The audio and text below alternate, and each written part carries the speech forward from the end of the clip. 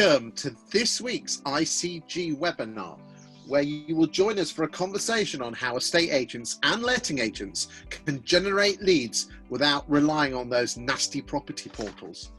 As the property industry prepares to reopen to the public and makes plans to bounce back, the topic of lead generation is hot on the topics and the minds of most estate agents and letting agents out there. In this week's episode, we have some amazing people from the ICG approved suppliers and proper estate agents as well, living and breathing, yes, they do exist, and who will recommend what you need to do to generate buyer and seller leads and build stronger brands without having to rely on those nasty portals. Today, we have the absolutely awesome Mark Mayers, who is an estate agent who operates 6 offices and 1 self-employed agent as well. We have the amazing Mark Ross from up north. This is a northern takeover, boys and girls. And he runs Red Brick in Sheffield and Chesterfield, the one with the crooked spire. If you want buy me a pint anytime, I'll tell you why it's crooked. Richard Powell from Ryder Dutton, 24 offices. He is the king of North Yorkshire and West Yorkshire estate agency. What he doesn't know is not worth knowing. To say a big hello to Charlotte Campbell, who is an estate agency trainer from Newcastle, absolute star lady. What she doesn't know isn't worth knowing. Big wave out to Gordon McGrury, who is AI and social media. So clever stuff. And he's from CCT Technology. Bringing up, we got Maria Brett from Global Forward. She specializes in telecoms. And yes, telecoms can actually get you more leads. It's surprising but true. A man that needs no introduction from Yondell, the main man himself, Andy Solomon. Say a big wave to everyone there. And bring up the rear, we've got Ian Stratford, who's from London New Homes. I don't think I've forgotten anyone else. Welcome, boys and girls. Let's jump in straight, because at the end of the day, the portals is quite a hot topic at the moment in estate and letting agency land. And do you actually need them? I do have my very strong opinions, but we'll save those to the end. So first off, I'd like to ask a real life estate agent, Mark Mayer. So unmute yourself. Do the magic, Mark. Unmute yourself. What will be the defining differences in the success of estate agents once lockdown is relaxed, and how exactly are you guys going to get leads for your agency without the P word? Talk to me. Talk to the world. Well, Chris, I think it's going to all be about social media and community. So for us, we think that the community is outside in the street. So we have our own community project we run. And so we try and build projects in the community. So we're going to be working really hard to do that. So we have a mental health community project which we use. The other system is social media communities. So it's building a network. So without using the portals, we're actually trying to bring people in using scoring systems like Score App, which is a new thing where you can actually ask people questions, and you can get people to do surveys in your community through Facebook, and then you take the leads and you put them into an email nurturing funnel. So using the social media systems really to try and bring characters towards you, put them in an email nurturing campaign. There are 3 separate campaigns that you can run, and then try and bring those leads into your telephones really. Okay, that's all great strategic macro stuff, but let's really nail it down for the boys and girls out there in estate agency land. What exactly does projects in the community look like? Are we actually creating campaigns on social media? I mean, you said mental health. Let's go granular for a second. Okay, so there are going to be certain pain points in your community, especially after COVID. So it's about getting out into your community and asking people what they really need. And what we found was, we were talking to people who were dealing with especially mental health, because that's a project we've been currently running. And what we're doing is finding out what problems people have. So we're trying to create a space where people can come and gather and then run that project with a mental health charity, which means that other businesses in the community can contribute to what you do. And you can actually be seen to be a very trusted, but also definite community. Now you've been doing this. You've been doing this for quite a few years now. If people want to go and have a look at exactly what you're doing, have you got any Facebook groups or web pages people go and have a look at? Yes, Chris. It's called The Gap Project. So if you look on Facebook, you'll see The Gap GAP Project, and you'll see what we've been doing there. And what we are trying to do is create a space where we're actually filling a gap in the community where people who need help have got it. And there's all sorts of people, old, young, school children and age concern. And by doing that, we just end up with a fantastic sort of resonance of people that you surround. We actually do events where we have hundreds of people that can come together and actually join us in the project and be a part of it, donating and ask other companies for silent auction gifts and things like that, and their time to put into the project. So what we're trying to do is create unity and connection. So really the business is all about, apart from being how good you are, it's about relationships and how many relationships of a positive nature you can make. So a good community project we found is just one small way of doing that. And obviously, if you're getting involved with the community, you're dealing with business leaders who are getting involved with you not because you're an agent, but because you are a thought leader and you're getting involved with this great charity. I'm sure that's opening doors up business-wise, isn't it? Well, it really is, because the mayor of Dorchester, where our key office is, he was the chap who gave us the land in the town to actually work this project in. And then what we're doing now is opening those projects out to our other branches in the different areas we cover.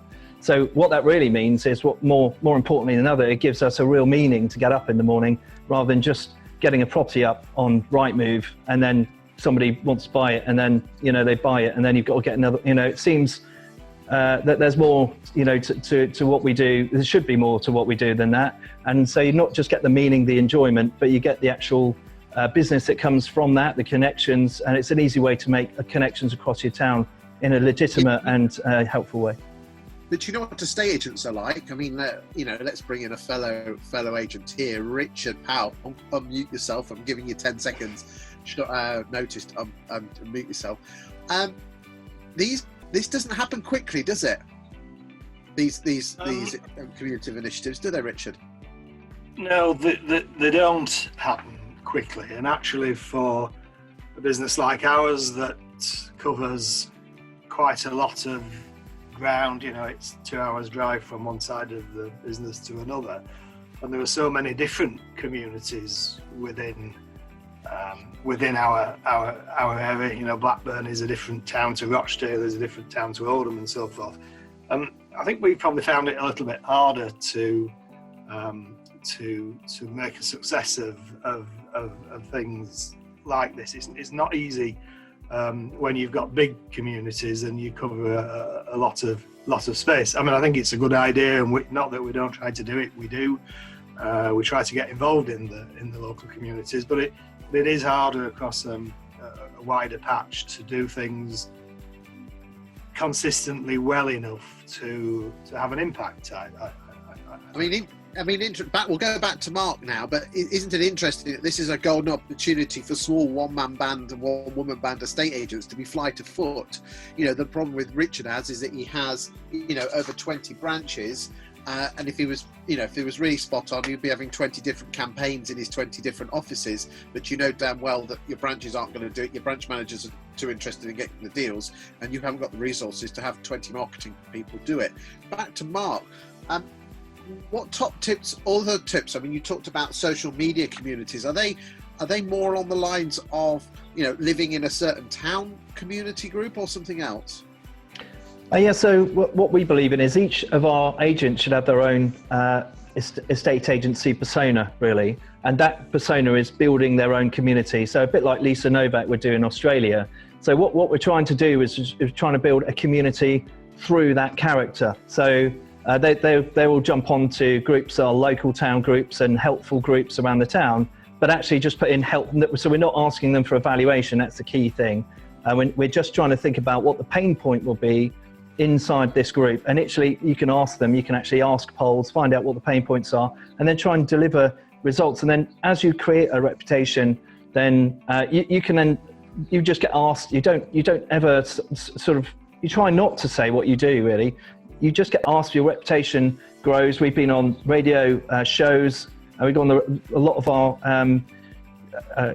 agents we show them how to get onto the radio, how to get into the local online news. There's a lot of online sort of Facebook news channels and things like that like to amplify news. So if you're doing the right thing, recently we worked on we wanted to get some good stuff coming out for COVID, for example. So we connected with a distillery that was actually producing hand sanitizer, and then we took that hand sanitizer and then we brought it into our branch and distributed it across our network, and we got somebody to collect it from the actual distillery, and then we put it all into all of our different Facebook groups with our agents' names, putting that forwards, and we got radio shows from that and a lot of publicity, and we were selling it below market value as well, which was really helpful.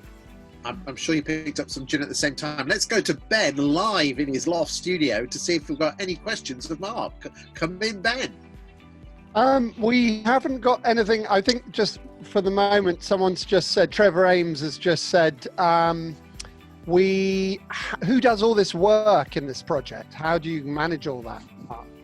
Okay, so that's a great question, and it dovetails in with Richard's problem, because if you're just creating problems for agents, you're not going to help anybody really. You're just trying to get an audience. You're not going to make much progress. So we connected with a national charity, Mind, and so what Richard could do and what this chap could do, we then have a project manager that's brought into each project through the charity, because we're not experts. We're not going to deal with people who are struggling with things that are beyond our understanding. We know how to sell houses for the best prices, quickly.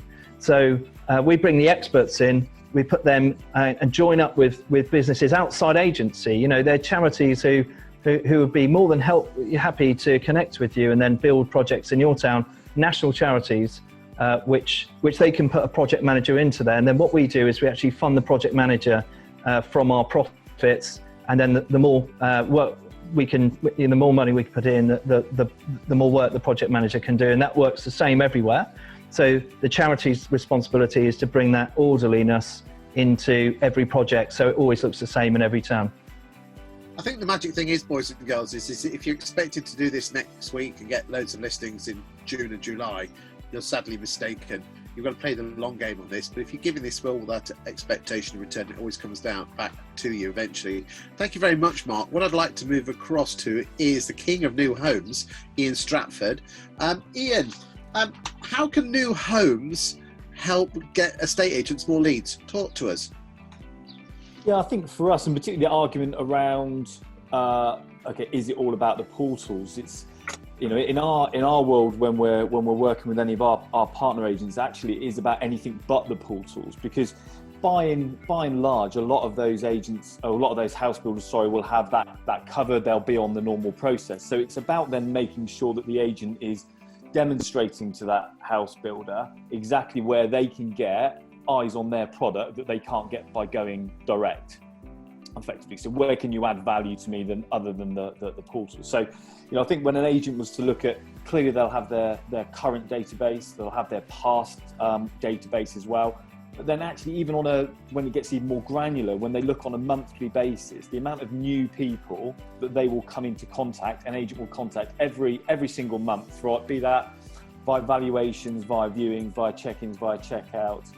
There's a lot of new people that they're seeing every single month that house builder isn't necessarily getting direct contact with.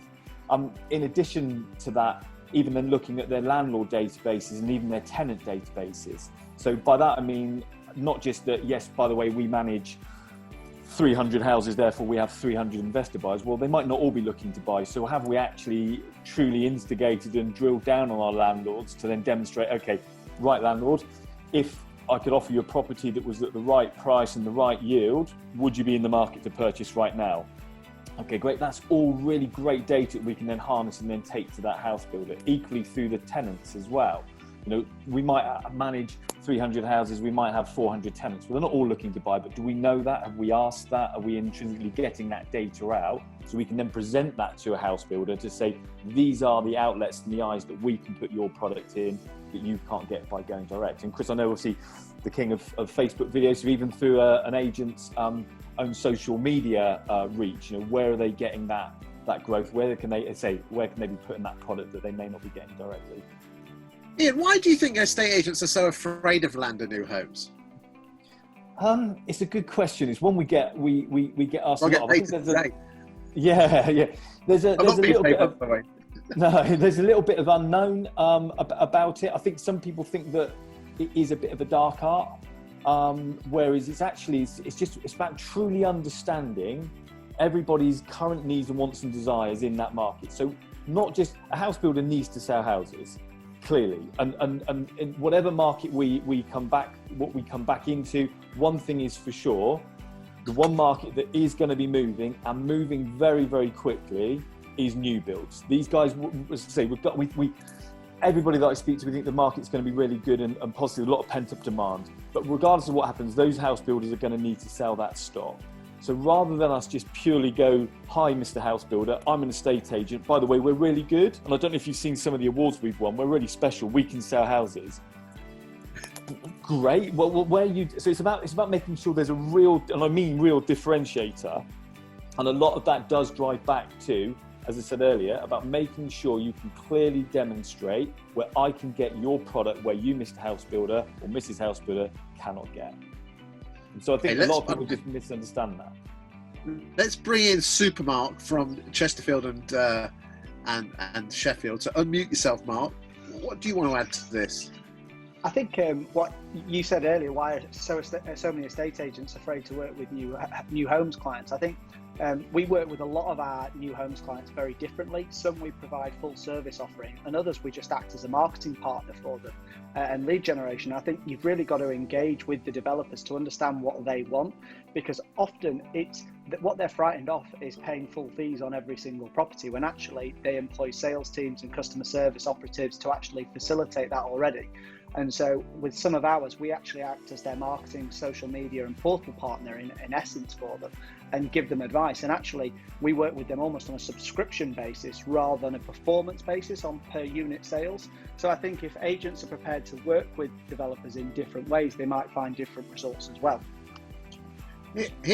Hold on a second. It is an interesting stat, because as you know, I'm actually a property economist and I write articles for agents. And it's normally in a decent market that there is such thing as a new build premium. So a new house will sell for more than a second-hand house. Interestingly, between 2008, 2009 and 2010, a brand new house actually sold for less than a second-hand house. So actually, if we are going into a bit of a dodgy patch, and no one knows if we are, there could actually be some dirty bargains. Back to you, Ian, in your studio. I think pricing for one is going to be interesting to see I think everybody is a little bit unknown when we come out of the market. The other element I just wanted to talk to, when you say about people not necessarily working right with the house builders, one of the elements we always assume with the house builders is the new build.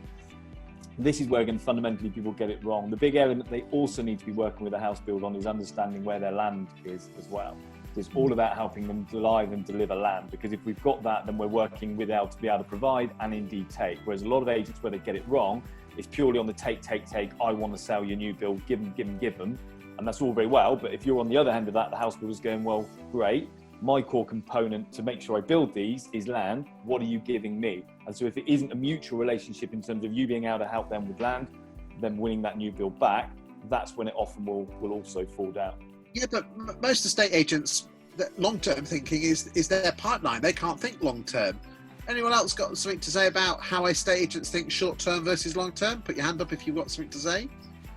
Charlotte, come in. Yes, I think it's very true. When you look at the way people are reactive these days from a portal perspective, it's very different from that opportunity to build a pipeline. So whether it's social media like Mark's working with and building those relationships, everything's about thinking forward. One of the things I do a lot in my training is trying to encourage the negotiators to build their own pipeline. Now that could be land and new homes, land in the area, it could be a builder they're working with, it could be an auction lead, it could be a landlord who's struggling as a tenant find only landlord. All of that needs to look forward, because then if my boss rings me up and says you're short on X, Y and Z target this month, what I would hope to do as a negotiator is have my pipeline ready, so I know who my warm leads are without having to dive into the black hole of my CRM system. Nice words. Ian, just to go back to you on new homes, what digital campaigns on that there Facebook have you seen work best for the new homes? Yeah, we've been working very closely with Gordon and the guys at CCT. So we have using the software, hyper-targeted campaign or process we call Ignite. So it's a brand that we've worked with Gordon to create, where effectively, and Gordon will be he'll be desperate to come off mute and correct me if I go wrong with this. Gordon, you're the best one to explain it. But effectively, what that does, Chris, is rather than just do the normal spray and play of let's just do a quick Facebook promoted boost, by using the software through Gordon and his guys, it allows those agents to do hyper-targeted adverts around those new builds and have those campaigns directly out on well, not just Facebook or social media. And some of the responses that we've had back has been brilliant. And again, it's about another service ad that these house builders aren't able to get that direct. So again, it's about making sure, allowing the agent to show some real good value add into the marketing pot as well. Well, it was a beautiful segue to Gordon. But before, hold on a second. Go on, Richard. We'll come to you, Gordon, in a second. But once we've done Richard, we're going to go back to Ben's loft studio to see if we've got any questions on new homes before we move on to Gordon. So far away, Richard Powell. So I may be a sort of segue into Gordon as well. Gordon's product, I think, is quite well known. There are one or two other similar products, and we use something else. We do what Ian's been talking about. We target people with paid for Facebook adverts, but it's a clever algorithm that works to deliver it to the right people. And the big thing for us is that using that has more than doubled the amount of unique visitors to our own website. It went up from probably 3,000 a day to 7,000 a day, just by generating people in that way. And then when we sell a house, we also use the equivalent of a digital 2020 card, which is geolocated on Facebook, and we get a lot of response from that as well. And then, of course, what you've got to do is capture the people when they're on your website and get them to interact with you when they're there. But anyway, I'll pass on to Gordon. But it's certainly different sort of social media advertising to what Mark's talking about. But this has been very, very successful for us in increasing numbers to our own website, more than double them. Good stuff. Well, Gordon, you just hold your horses a second, because we're going to go live to Ben Sellers in his attic to see if you've got any questions with regard to new home or anything else that's come through. Yeah, so Mark Newton has asked a question: what's the typical add-on percentage for new builds? And will builders take hits to get rid of stock to obtain refinance? And will land prices drop? Back to you, Ian. Certainly, well, in answering a couple of those points on there, certainly in terms of land prices drop, certainly the deals that we've been seeing that have been done certainly over the last 2 months, 3 months, wouldn't echo that they are. Land obviously is a long-term investment, so we're not looking at this being anywhere near completed or built out during such time that we're in at the moment. So they're looking at it as a long-term investment. So no, and indeed, house builders have remained incredibly land hungry. As well as on the flip of that, some that are looking to maybe get out of projects to cash flow other projects. So therefore it just generates more into that land cycle. So no, I don't see land prices going down. Sorry, Ben, what was the other question? Well, yeah, are they taking hits? But I mean, we did talk about that in the last recession, if there is going to be one, they actually did take a hit, big time. Yeah, we have seen some house builders that have already done maybe some bulk deals over this period, mainly to a housing association or provider. So where they may have number of units just scattered across the UK on various units, they may take 4 off that, 5 off that, 6 off that, and package together maybe a 30, 40, 50 unit sale. Again, just to kind of ease and move those. So whether they'll be, as I say, I guess we're a little bit in the unknown in terms of what we're going to come back to the market, but I don't think necessarily there's going to be some wholesale discounts from what we're seeing. Okay, Ben, I see we've got some other questions, probably not relevant to new homes, but we probably can keep them on there because they might be relevant a little bit later from Malcolm and Ed and Jack. Yeah, I think so. Oh, there's one that's just coming from Eddie. Let's just have a quick look at that one. got, why do builders use the big corporates and not small companies? It's probably because they're not working close enough with you, isn't it, Ian? Yeah, I would say that, obviously, Ben. A lot of it will boil down to, again, understanding the relationship with the corporate. What I would imagine is, and I don't know the area that's in question, but if that corporate agent, one thing they may well be doing is, back to what I said earlier, is feeding that house builder land. So you look at it from the house builder's perspective. I've got agent over here that's bringing me land opportunities.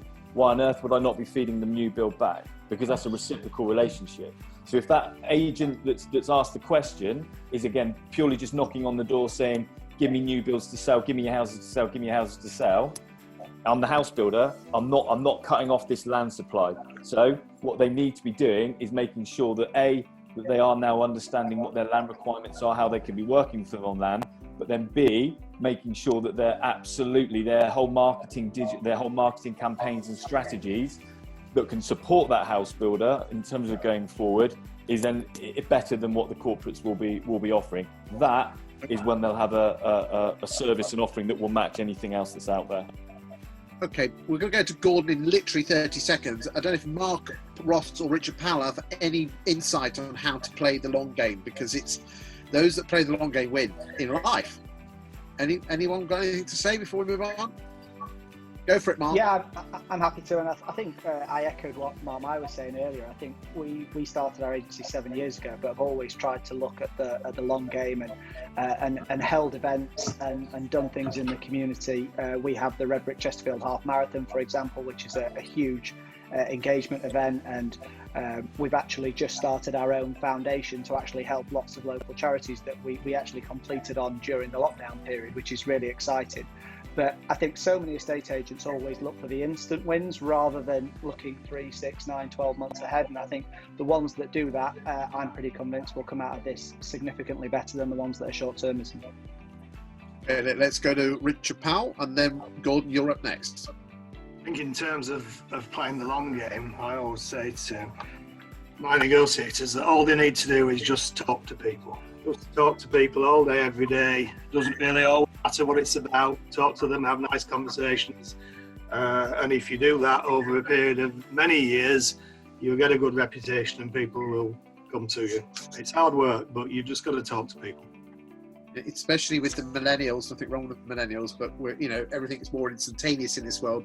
In the old days we had to go out on blind dates. Now it's swipe right for love, and shopping and TV. We all want things now quickly, but those that play the long game win. Big tip for you. Right, let's move over to Gordon, who is some whiz kid when it comes to artificial intelligence and putting the right adverts in front of the right people. So, Gordon, how does Skynet help estate agents win business? Talk to me. Well, first of all, I think social media has come up in lots of the different people's presentations already and what they've been saying. The average user in the UK is spending 2 hours, 20 minutes a day on social media. It's unbelievable. So if you want an opportunity to speak to new people and people that you don't currently have and aren't getting to the website and the portal, it presents an unbelievable opportunity to do that. However, you have to do it in the right way. And using AI and algorithms to target means that you're talking to much more of the right people at the right time on the right channel, and really that's key to it, because if you're going to be putting out a £1 million house and you're showing it to people and you're showing it to lots of people with a £500,000 budget, then they're going to be quickly disenfranchised with what you're saying. So ultimately it's about presenting the right thing to the right people, and that's what the AI can do. Remember on social media that everyone's logged in, so their behaviours, their likes, their interests, their dislikes can all be seen and tracked. And if you're using AI to do that, you can literally look at that sort of data on a minute-by-minute basis and send one version of a property to a downsizer, another version of a property to someone that's starting a family, or indeed a different version and message to an investor. So always you're speaking to the right people and hopefully that will get the interest and the engagement that will really pique interest in what you're offering. Gordon, do you think people could actually learn how to do all that without paying you money? Yeah, they probably could if they've got a spare 5 years and 30, 40 developers that are willing to work on a platform. They could do it. Obviously, you can do it yourself on Google and Facebook Ads Manager, etc., and punt out stuff. But literally, you've got to make the guesswork. You've got to guess who's going to respond to certain things, and you've only got one variation of that, and you've got 2 to 3 seconds to grab someone's attention. If you've got an AI doing it, it would literally be the equivalent to run one campaign of having 200 or 300 people looking at live data and serving the right thing to the right person. Okay, let's go over to Richard Powell. He put your hand up. I was only going to help Gordon, really, in that we tried to do targeting Facebook adverts ourselves, and the success rate using AI and algorithms and so forth is about 3 times what you get if you try to do it yourself, I think. Good stuff, good stuff. Let's go live back to Ben Sellers, and in his loft, I think we've got a nice question from Tom Doyle. We have. So what would be the best CCT campaigns to run at the moment? You know, should we be asking for valuations or helping the community with different posts? What is the most engaging picture to use if asking for valuations? Oh, interesting. Well, valuations is one that our clients do, but you just using a picture and saying we want to value your property, it doesn't really have the quid pro quo piece. So, you know, you have to put out really interesting content. So if you've got a carousel ad of 4 great properties that you've sold, and you can say, we've sold these 4 properties within 2 weeks of going to market, that's something that will get people interested. And then you can geo-target right down to similar postcodes with that type of property, and again the success will be much higher. In terms of campaigns just now, what we've noticed a lot of our clients are doing is just reintroduction campaigns, reminding them and their communities that they're still there, and if they're in a position where they really need to sell a property, or they really need to buy a new property or rent a property, then they're there to help them. And you know, they're doing cool things like virtual viewings and you know, home tours that are all done via phones and all that kind of stuff, and Zoom meetings like we're doing now, and on Facebook Live, so that they can still be active in the market.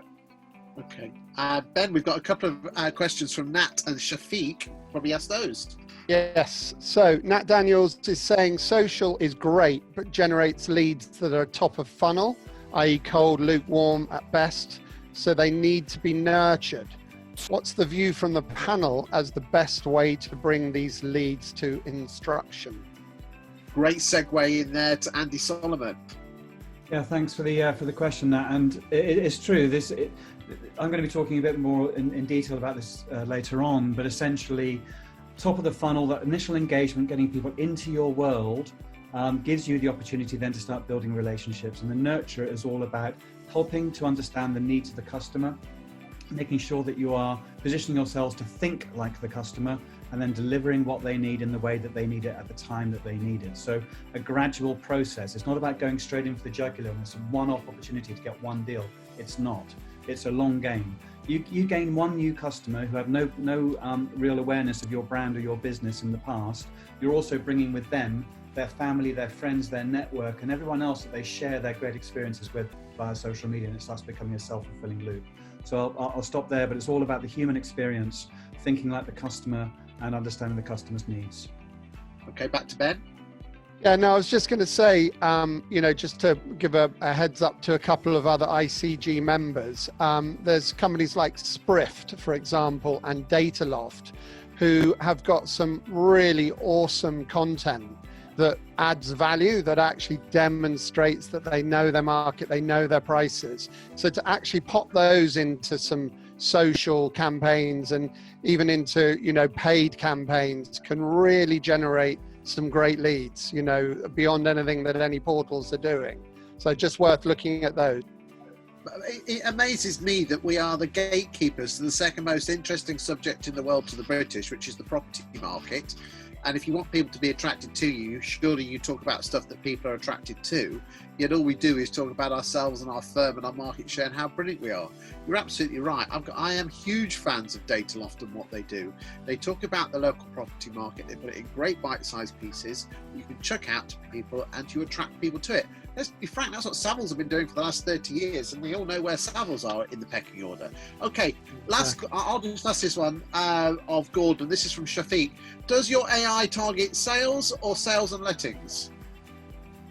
It does both. It will depend. And also both from the tenant buyer, which is the demand side, and also the supply side, which is the landlord and vendor. Does it do both? Okay. So we've got great campaigns, and they're all individually and uniquely targeted. So it does work for sales, it works for lettings, it works for new homes, because we can use the AI to find the lookalike audience that have got the highest propensity to engage further down the funnel. However, landlords, we do run those campaigns for our clients, but they are not the bread and butter of what they do, because they're very different, because the landlords are much more dispersed, and the similarities and patterns that the AI is targeting is harder to pinpoint. Honest answer. Give me a call, because after this I'll give you some insight that works with some of my clients. Right, I'd like to move over to Maria, who is the queen of telephones. So Maria, tell me how telephones can get more leads for estate agents without portals. Talk to me. Sorry, classic, not unmuted. Yeah, I think first of all, we have to make sure that our customers can get through to us easily. So I think the first thing is, especially obviously now, with what's going on, what happens when your customers call your main number? Can they actually get through? Because it's all very well, marketing and having all of these campaigns to draw business to you. But for those customers and clients that do actually want to call, what message are you projecting? Are you projecting that, your business is currently closed? So what I mean by that is, if I was to ring your main number, how many rings does it take before I can get through to you? A lot of people, there's still 40% of the market that are using older style telephone systems that are quite limited in how they can cope with calls at the moment. So that's the first thing. I've called a number of... But Maria, how's that actually going to get you more leads? If people can't get through to you and they're struggling, because they want to inquire about selling a new property, for example, then are they going to move on to someone else? I appreciate that, that's not always the case. If you've got a personal relationship, they may have other ways of communicating, but I still think it's important that for those customers that do want to come through, that they've got an easy way of being able to contact your business. There's also products like marketing on hold. So it's a professional message that you can put in place to promote your business. And that works normally in the way that if you don't answer the customer's call within a couple of rings, a message can play. And that is essentially like a radio advert. And that's something that it's very inexpensive to put in place. Pretty much every telecoms provider would be able to provide that for you. And what it does is it gives you an opportunity to promote your USPs. What is it that you do differently? Why should your customers use you? And I think, now, especially with the situation that we're in, it's a good opportunity for all of us to look at what impression we give to our customers when they call us. And I think, products like that can really help. Okay, back to you, Ben, in the studio. Yeah, I'm just literally, a note that came out from Jack Holman, and he was saying, exactly what you're saying, Maria, here. What about allocating time to calling old leads? I mean, I think all of us know that estate agents on the whole seem to be looking for the new lead the whole time. And, the majority of these leads literally sit in the CRM, You know, I know for a fact that I ask a lot of my clients, you know, how many are you actively speaking with? And negs tend to deal with the top 5% and leave that other 95%. So actually you've paid for them. You've got the permission, you've got the phone number, you can send a text, you can, you know, write an email, you can remarket to them. So there's a lot of opportunity in your database right now. Yeah, I would definitely say there's an opportunity to be looking at who you've got on your system, and also I think the other point to make is that all of us are using some sort of video to communicate at the moment, especially those that are working from home. So there's a perfect opportunity for you to offer a virtual appointment with your potential buyers. If I was somebody that was selling a property now, I would feel reassured if my agent called me, perhaps asked me for a video of my property to then market to potential buyers. And I think if I knew that you know, my property was going to be personally marketed to specific buyers, that would really give me faith. And I think you'd be able to then give specific feedback to those potential sellers about exactly what that you know, those buyers think. So I think there's an opportunity to work a lot more closely with the people that have already been communicating with us over the last, you know, few months, and really work those leads properly. Mark, you put your hand up, could you got something to add to this? Yeah, it was more of a question really to Maria, because from an agent perspective, we use a soft phone system in-house at the moment, 3CX, but we're really considering moving our phone client to Zoom as the phone client, which allows us to elevate to video calls if we need to. But I was just really wanting a bit of insight from you as to how much you think people will be prepared to engage much more with things like Zoom. I remember a lot of my staff saying, I don't want to do FaceTime calls 3, 6, 9 months ago. Now they're on it, living on it every day. Do you think that is a cultural change that has happened? Massive, yeah, absolutely. I think that we might well see desk phones being a bit of a thing of the past. So a lot of people are using Zoom or Teams or 8x8, which is one of the products that we work closely with. So all of these products are being used on their own at the moment for video and for voice. Certainly there's an opportunity to integrate with your existing telephone system with a lot of these products, so that you can continue to use them when you're back in the office, but with all of the phone features that you typically know and need. So yeah, I definitely think this is going to be a culture shift, even Maria, when we can. Maria, I'm going to have to cut you loose out. That's okay. There, because we've got a few more questions to go. Ben, back to you in the loft. Any questions? Well, they are coming in, which is great. So, you know, our company's like Moneypenny, the solution to unanswered calls. They take their contact details and a message. So that's one, I guess there's I think there's a yes to that, you know, if you want to try that. Let me just see what Stephen Brown, database equals data bank.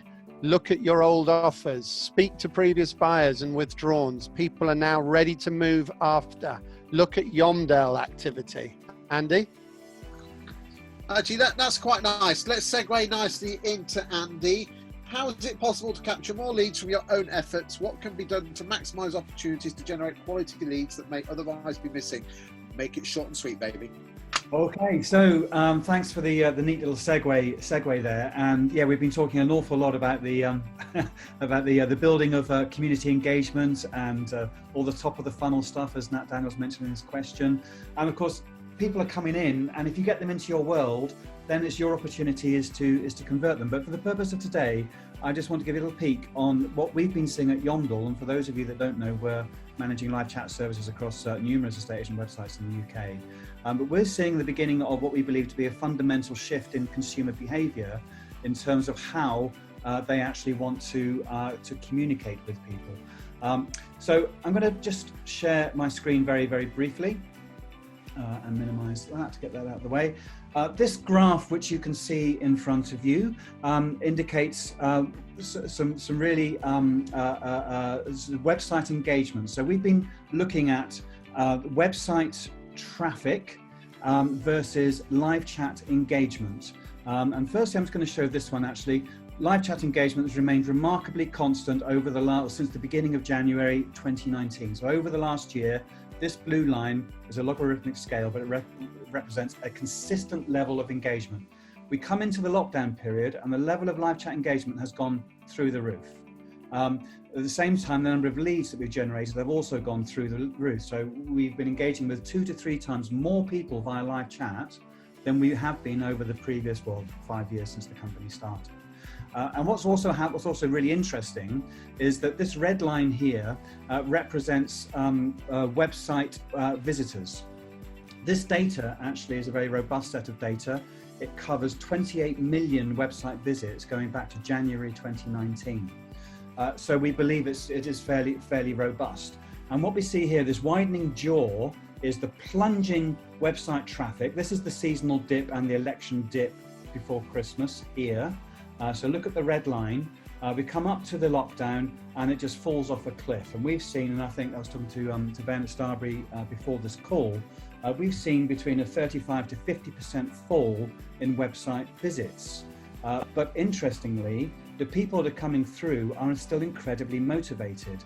The tire kickers appear to have disappeared for the time being, and the people coming through have a desperate need. And also to echo what Maria has been saying, is that we've seen an awful lot of frustration of people who've not been able to get through by email or by telephone, and instead they're turning to, and the branches of course are closed, and they're turning to the only other place that they know. And right now the website is the window on the world. Well, your social channels and your website, all your digital assets are your window on the world. And if you're able to get into these places to engage with people while they are there, you can start to bring them into your world. They've all got questions, they've all got concerns, and they've all got needs. And it's a long game. Right now, we know there's a disconnect between what's able to be done and what can actually, what can't be done. That people have a need, but it can't be delivered on. But now it's about nurturing those relationships, building trust, managing expectation, and helping. I'm going to stop the share there, but helping people understand that what you're offering them is exactly what they need. You're that virtual hand that's guiding them. You're managing their expectations very, very carefully. You're not over-promising. And if you're successful in investing and bringing people into your world, the next stage is, of course, to treat them like an honored guest. And that means they are the king, and working with them to understand their needs, and gradually they will turn to you more and more and more to be there, to be your support network. Thank you, Andy. Right, Charlotte, why are estate agents so bad at training their staff? Because good trained staff means you're going to convert more leads. I don't think all estate agents are bad at training their staff. I just think it's quite tricky to do. I don't think it's an easy task. I think we're busy. And I think for me, listening to everybody talking today, it makes it more and more obvious to me that making sure that the teams at the front end have the right skills is so important. So whether it's building your pipeline of leads and knowing how to keep track of people, whether it's asking those really good questions to gather your data really well, whether it's on the phone, whether it's come via your live chat lead, whatever it is, those questions are really key. And I suppose one of the things I would challenge agents to go and look at now is how proud are you of the database that you have? And I know from experience working with loads of agents, there's a really mixed bag out there in terms of the quality of data that agents hold. And if we're trying to work to get our teams to do something without Rightmove, that's quite scary if they don't have the tools to solve those problems. So by being structured with your training and making sure that they have a clear minimum standard. I mean, what would I be expecting as a minimum standard for an applicant record? I'd be quite tough on my teams. I'd want to have the notes, the story, the fact that I've had an empathetic conversation in these times, because empathy is going to be so key to building relationships. But I also want them to have a killer sales instinct. I want them to spot the opportunities. whether it's lettings and landlords. I want them to spot those tricky landlords that are struggling with tenant find services at the moment. So we've got to give them the skills, but you've got to monitor them as well and set standards for them to follow. And I think that's the big one. I'd be really interested. You don't have to answer this, but I wonder when was the last time Richard Powell or Mark Ross actually sat down for 2 hours with a negotiator or listened to the pre-recorded phone calls to Rightmove. You don't have to answer that, gentlemen, unless you want to.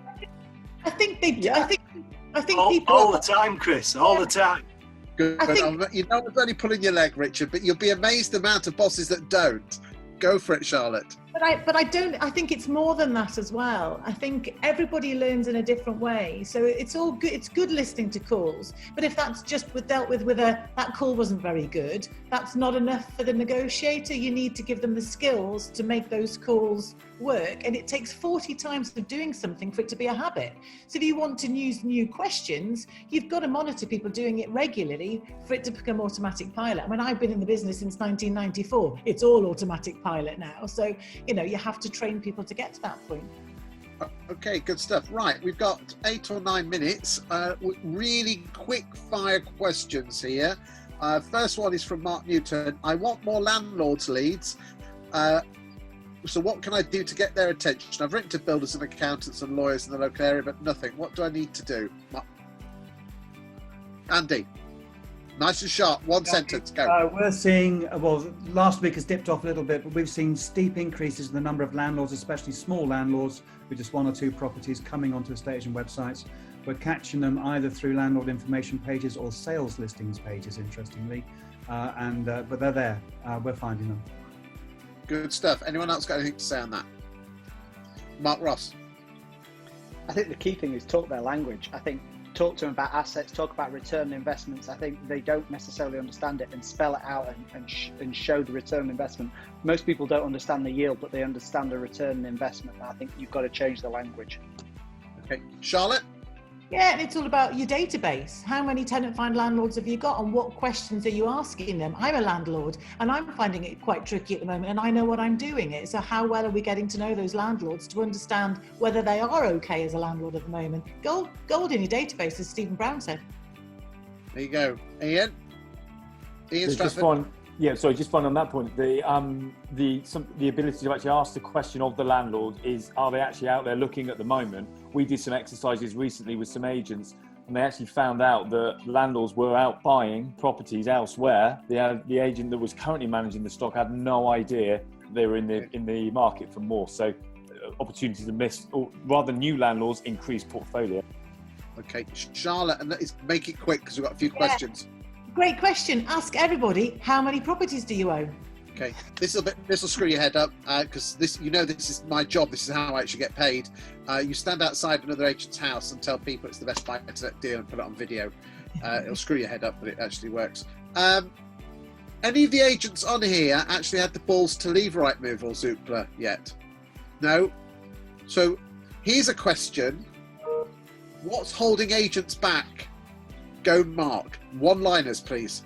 I have left Zoopla, and I'm putting all that into social media, but not Rightmove. Okay. That was a bit strong when I said got the balls. I will apologise on that one. But where does the industry need to go? We've never been on Zoopla, ever. Okay. Is there an opportunity, Richard, that you would ever consider leaving Rightmove? I think in terms of Rightmove, I think we'll have to see what happens a little bit further down the road. Do you need Rightmove to find buyers? Absolutely not. Buyers will find the properties wherever the properties are, I think. But in order to survive the recovery, which we've all got to survive now, we need instructions. And I think I'd be a little bit wary of leaving Rightmove at the moment in terms of opportunities for instructions, really. Isn't it interesting that estate agents judge the return on investment of a portal by the number of leads it provides, when surely it is its capability of actually getting the property sold? Well, that's more not... leads. I mean, again, isn't it interesting that we mix up landlord and vendor leads with buyers and tenant leads, when 50% of leads that come from Rightmove never get rang anyway? Mark? Mark Meyer first, then Mark Ross afterwards. Thanks, Chris. Now, I just think that most of the people I actually ask people, basically people I meet, they're addicted to Rightmove. And we're talking all of these different ways. Gordon's got a great sort of platform on CCT, but we've got to be honest, it's a bit like Richard said, a lot of clients just look at Rightmove. That's what they're used to doing. So until that changes, it's dangerous to leave, in my opinion. Anyone else got anything to say on this? Do you need Rightmove and the Zoopla to get to either sell houses or get vendors and landlords? I don't think you do, and I think if you are ever going to create an experience where you don't need the portals, the estate agents have to be better and give the clients a reason not to go on there. At the moment, it's where the clients want to be, and that's where they enjoy that user experience. So if you're in the business of serving your clients, at the moment, that does involve Rightmove. Until we get better at excluding Rightmove, I don't think that's going to happen. Okay, let's go to Ben next. Just a quick one. This is actually from me. I used to just preach to every agent I knew to not put any property on any of the portals. The main reason being, it's a little late on the Rightmove front now, but your gold is your instruction from an SEO point of view. So if you can delay it and get it on, if you've got sole rights to that property, get it on your website, get Google to give you the value first from an SEO benefit. And that will be the beginnings of you being able to conquer getting the leads driving through your lead generation powerhouse rather than the portals. Bang on. Charlotte. I think it's about being structured, isn't it? If you've got an agenda that you want to come off Rightmove, you've got to plan, you've got to move forward. So your first step is going to have to be getting your data right. You've also got to get your teams on board, because there's no point as the boss being anti-Rightmove, but the team not being behind you on that. So I think if you've got a long-term aim to get on off Rightmove, you've got to train your teams, you've got to get your data absolutely working for you, you've got to do your social media right, you've got to be working in the community, and then I don't see why you would have to rely on Rightmove. No, because I mean, if you get some cracking SEO from the likes of Ben and other people are available that puts the right adverts in front of the right people. If you've got absolutely amazing Facebook adverts that are not just hit the word boost, but the likes of Gordon puts in front of the right people, you will get so much more coming in as opposed to everyone else. And if you can just put it on Zoopla or on the market, the bloody thing will sell anyway, won't it? At the decent price. I think we've just got to be brave, haven't we? Right. Ben, I've got a couple of hot questions that have been emailed in, but anything from the Q&A before I move finally to these quick ones? Well, let's Shafak S does working with splits platforms like Lonres Hausen act as a progressive in increasing revenue, branch and deals. That's MLS, multi-listing, where basically you split the fees. It works all over the world, but not in the UK. Any thoughts on MLS? Check out David Thomas with his Revolution 2020 estate agency. He's talking about it all the time. Let's move on. What's the best ways to maintain fee levels when on evaluation? God, we could talk about that forever, couldn't we? Any quick one-liners there, kids? Okay, Mark, then Charlotte. Nice and quick, please. Yeah, just present them with a process that's going to definitely get them the base price with case studies, and make sure one person is accountable all the way through until exchange of contracts for that deal to go through. Good stuff. Charlotte? It goes back to being the ones who generated the valuation in the first place, from my point of view. The more proactive we are speaking to clients, doing an exceptional job when we actually make the appointment, which shouldn't be a dentist appointment, it should be a demonstration of expertise from the first moment we speak to them. Then when you go out to do the listing, you're more confident and more able to generate the fees. Okay, let's go over to West Yorkshire with Richard Powell. That when you go to see people in your homes, you've got to believe that you're presenting the best service and believe in your own ability. If you believe in it yourself and stick to it, then it comes over that way, and you can win. You've got to believe in what you do. Good stuff. An email from Michael Wallace. When can we go do home visits? I don't think this is the place or the time for that. Sorry about that, Michael. There's plenty of people, armchair politicians, talking about that. Keep an eye on the government on that one. I think, basically, boys and girls, what it really comes down to is that you've got a choice when it comes to the portals: time or money. You can either spend the money and pay the man and basically it's plug and play estate agency and whack your properties on there. And it's lazy estate agency, but it's easy estate agency. The other side of the coin is you either spend time and effort creating great social media campaigns to attract people to you, having great training from Charlotte, making sure that you have great telephones with Maria, making sure that you have great web chats and things that Andy Solomon can do, great SEO that the likes of Ben and others can do, and obviously Gordon with his fancy AI. But again, you don't have to pay these people money, you can do it all yourselves. But you have a choice. If only we had the next month to sit on our backside to learn how to do all this, as opposed to being away at work, we could learn how to do all this and be great. We have wasted the last 7 weeks, ladies and gentlemen, sitting on our backsides watching Netflix. You're going to say, well, of course, but all of us have. We're all guilty of it. If you can learn how to do these things and learn from the people, learn how to do new homes, learn from the agents like Mark and Richard and Mark. I know damn well if you pick the phone up to them, they will talk to you. I picked the phone up to some of these guys and they're more than happy to chat, because let's be honest, there's nothing much to do at the moment. You will learn so much. Just stop coming on these bloody webinars, listening to people telling you what to do and not putting it into bloody action, because you're wasting my time, these people's time, but most importantly, your own time. Action, make yourself accountable, plan, do, review, and you will win. Thank you for your time today. The next ICG webinar is next week today, and it is on something, I've written it down. Top strategies for reopening offices after the lockdown. There you go. That's what it's all about. Boys and girls, I'd like to say thank you to all of you today for being on this. I'd like to say thank you to Ben and especially Diana for doing all the work from Starbury. I'd also like to thank Ian White just for being Ian White, even though he is from the north, he lives in the south. We all forgive him for that. Thank you everyone for your time today watching. If you've got any questions, just give everyone a call, including myself. Thank you for your time today, and we'll leave it at that.